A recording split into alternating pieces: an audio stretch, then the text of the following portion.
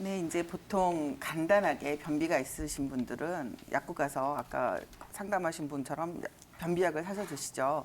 근데 변비약이 일시적으로 변비가 있을 때는 도움이 돼요. 그런데 이제 변비약의 문제가 특히 이 환자분처럼 뭐 30년 이상 되시면 어떤 원리냐면 변비라는 거는 장은 일단 음식물을 먹었을 때 위에서 화학적인 소화를 삭히는 작용을 한 다음에 위 장이 연동 운동을 해요. 요구르트 선전할 때 보면 장이 볼록볼록 하는 거 그런 연동 운동을 하면서 수분이 적당하게 흡수가 되어야 건강한 변이 나오는데 이 변비약의 원리는 변비약을 먹으면 이 장 운동을 굉장히 빨리빨리 시켜버리면 이 수분을 흡수할 시간이 없어지죠. 그러면 변이 묽어지면서 설사를 시키는 그런 기전인데 변비약을 계속 먹다 보면 이 장이 계속 이런 강한 자극을 원해서 계속 장을 이렇게 활성화를 시키다 보면 본인이 스스로 장을 자극해야 되는 그 기전이 약해지면서 계속 강한 자극을 원하다 보니까 결국은 장 무력증에 빠져버리거든요. 그래서 이 환자분처럼 이제는 사실 변비의 원인은 제가 조금 이따 짚어드릴 텐데 굉장히 다양한 원인이 있어요.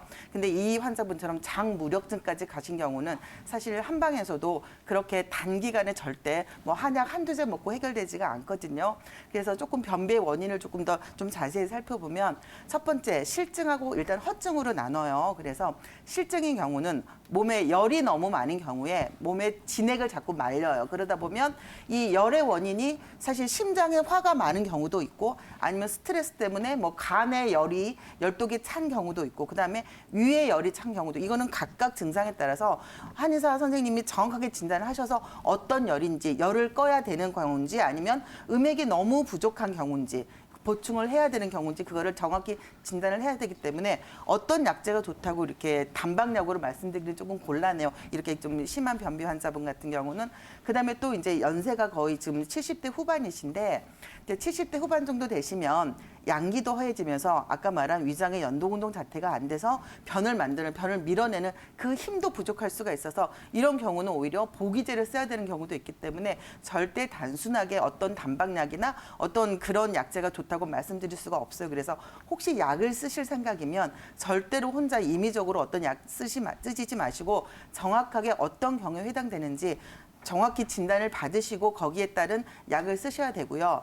그런데 이제 사실 한약이 의료보험이 안 되니까 비용적인 부담이 있어서 그걸 뭐 6개월, 1년 이렇게 끌고 가실 수가 없으면 사실 저도 이런 그 노인분들을 많이 보는데 이 환자분처럼 변비약을 심하게 오랫동안 드시지 않는 분도 연세가 드시면 위장 기능이 점점 약해지면서 소화력도 떨어지고 장 운동도 떨어지기 때문에 거의 노인성 변비가 많으세요. 이런 경우는 제가 보면은 아까 옆에 원장님께서 천추열, 배꼽 옆에 혈자리 말씀해 주셨는데 천추열이라든지 이런 복부 주위에 강 자극을 주는 침 치료를 하고 그다음에 사실 배를 따뜻하게 이렇게 해주는 뜸 치료를 해서 이거는 정말 꾸준히 일주일에 2번, 3번 꾸준히 정말 몇 달 동안 관리한다고 생각하시고 꾸준히 이 장 자극, 무력해진 장을 살려주는 침 치료를 받으셔야 돼요. 그래서 본인이 생각하는 것처럼 그렇게 간단하게 해결된 문제는 아니시니까 시간적인 여유와 그다음에 노력을 조금 하셔야 될 것 같고 그다음에 아까 어지러운 것도 당연히 앞에 원장들 말씀하셨듯이 당연히 이게 이 먹을 게 들어가고 아웃풋이 깨끗하게 나와야 몸에 이 담음이나 이 독소가 안 쌓이는데 당연히 그런 몸에 소화되지 않는 어떤 노폐물을 한방에서는 담음, 식적이라는 얘기를 하거든요. 그게 당연히 위장에 가득 차 있겠죠.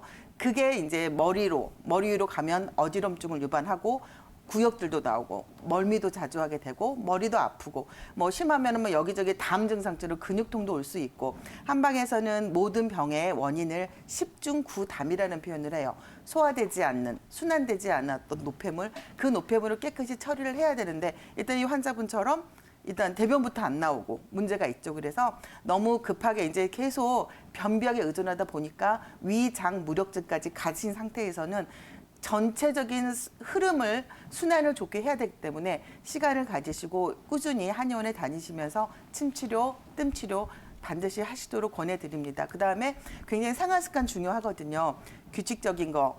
아침에 일어났을 때 찬물 먹는 거 하셔야 되고요. 그다음에 배는 따뜻하게 하셔야 되고 그다음에 음식물 드실 때 흰 쌀밥보다는 꼭 잡곡밥, 현미밥을 드시도록 하고 앞에 원장님도 음식 얘기 고구마도 얘기하셨는데 고구마가 조금 부담되시면 갈아가지고 아까 우유에 타서 갈아서 드시는 거. 그다음에 또 변비에 좋기 때문에 미역 같은 거 해조류 많이 드시고, 그다음에 채소를 드실 때 이 위장 기능이 많이 떨어지신 분들은 절대 생 야채는 오히려 소화도 안 되고 더 힘드실 수 있으니까 꼭 나물 형태로 드시도록 하고요. 과일 중에서는 뭐 사과를 껍질째 갈아서 드신다거나 혹은 키위가 상당히 이 위장 운동을 조금 업시키기 때문에 키위도 좋고요. 그래서 그다음에 뭐 집에서 만드는 요구르트 만들어서 유산균 계속 꾸준히 섭취하시고, 정말 100세 시대 앞으로 정말 20, 30년 사셔야 되는데 계속 변비약에 의존해서 하다 보면 더 정말 위장 무력증에 빠져서 더 심각한 어떤 상태가 되실 수 있기 때문에 이번 기회에 한의원에 가셔서 상담하시고 필요하면 약도 쓰시고 꾸준하게 침뜸 치료 권해봅니다. 안녕하세요. 네, 안녕하세요. 연세가 80이신데 목소리가 굉장히 젊게 들리시네요. 고맙습니다. 기운이 없거나 그러지는 않으신가 봐요? 아유, 밥을 조금 먹기 때문에 네. 뭐 기운 맥을 못 추죠. 목소리가 굉장히 힘이 써가지고 기운이 있으신 줄 알았더니 그런지 않으시네. 왜 식사를 예. 조금밖에 못 하세요? 그렇게 원래 그렇게 좀 뭐 조금만 들어가면 배불러요. 혹시 키 몸무게 알 수 있을까요, 어머니? 몸무게는 48. 48.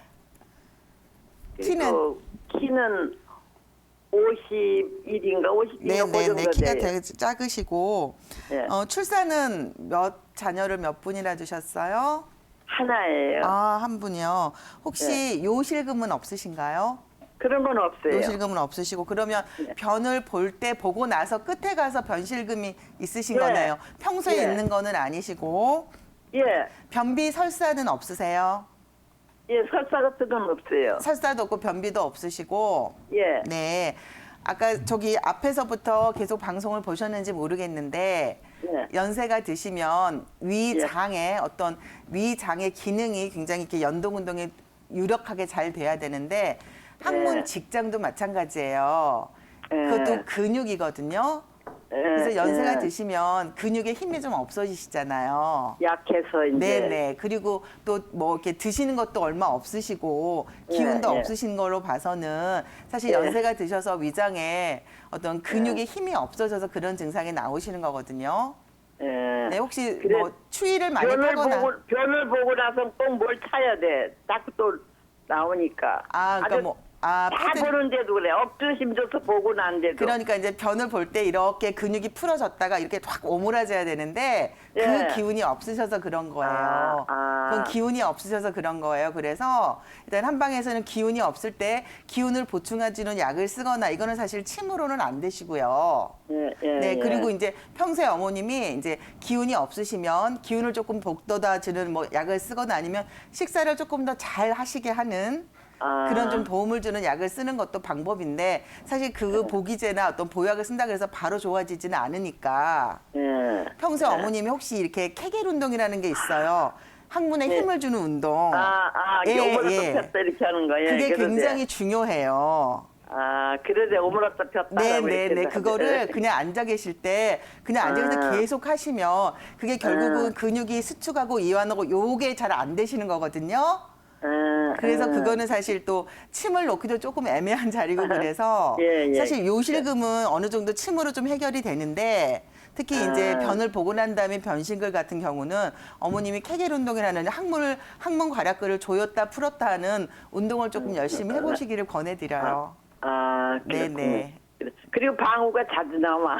마찬가지죠. 그러니까는 그것도 이제 힘이 없으니까 이렇게 하는 거. 그다음에 일단 또 저기 혹시 목욕탕에 가까우시면 예. 냉온탕이 되게 좋거든요. 온탕? 냉온탕. 너무 뜨거운 물에만 있는 것보다는 뜨거운 물에 갔다가 찬물에 갔다가 예, 결국은 예. 혈관도 마찬가지고 근육도 마찬가지고 뜨겁고 차게 이렇게 해주면 그게 수축하고 이완되는 게 조금 도움이 되기 때문에 탕에 가면 찬물에는 안 들어가고. 그리고 보통은 찌찌물에만. 그러시죠. 그래서 찬물에는 오래 들어가 계실 건 없고요. 보통 온탕에 한 3분 있으시면 냉탕에는 한 30초 정도. 냉온탕, 네네. 오히려 냉온탕이 관략근 조절에는 도움이 되실 것 같아요. 네. 이제 관략근이 이제 약하니까 이게 네네. 자꾸. 평소에 계속 관략근 운동하시고 냉온탕 해야는구나. 하시고 그다음에 기운 돋궈줄 수 있는 그러면 네. 약을 조금 쓰셔보시는 거 그렇게 네. 정리해드릴게요. 아까 조금 전에 말씀드렸는데 항문 괄약근을 조이는 약보다는 전체적으로 기운을 기운을 북돋아주는 약을 쓰는 거죠. 그래서 제가 아까 기운을 쓰는 약을 먹는다 그래서 바로 그게 좋아지지는 않지만 그 약이 도움이 되고 어머니가 평소에 관략근 운동하고 냉온탕을 조금 하시라고 제가 그렇게 정리해드렸어요. 그렇군. 예, 예. 네. 소변은 2시간도 참고 3시간도 참는 네, 얘기를. 그러니까는 이쪽 소변 관략근 쪽은 괜찮으신데 이 항문 관략근이 조금 문제가 생기신 것 같아요. 그래. 예. 앞에서 원장님들께서 소개시켜주신 방법은 이제 달여서 먹는 거. 그런데 저는 또 달여서 먹는 방법에 뭐 네. 차로도 드시기도 하는데 저는 외용량을 조금 소개를 해드릴게요. 그래서 이 유분피라는 약재가 사실 코나물하고도 불릴 정도로 비염에 조금 상당히 효과가 있는 약인데 사실 비염에는 비염이 오래되다 보면 코 점막이 많이 헐기도 하잖아요.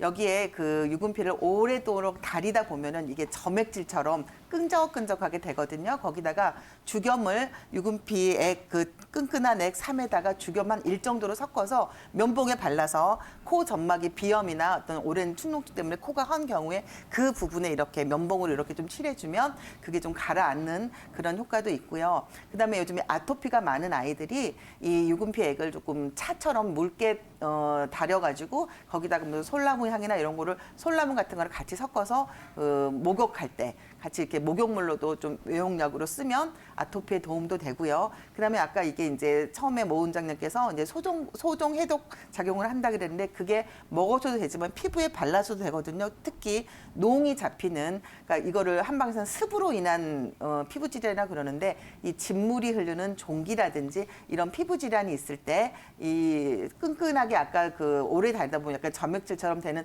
그거를 갖다 이렇게 바르시면 피부병 질환에 상당히 효과가 있다고 합니다.